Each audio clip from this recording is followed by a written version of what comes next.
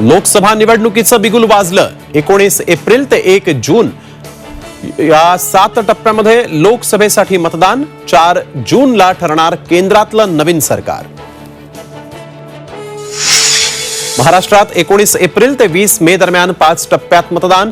पूर्व विदर्भातील 5 लोकसभा मतदारसंघात पहिल्या टप्प्यात मतदान, तर मुंबईतल्या सर्व 6 मतदारसंघामध्ये 20 मे रोजी मतदान। राहुल गांधींची भारत जोडो न्याय यात्रा मुंबईत, प्रियंका गांधींचाही सहभाग। चैत्यभूमीवर जाऊन डॉक्टर बाबासाहेब आंबेडकरांच्या स्मृतींना राहुल गांधींचं अभिवादन।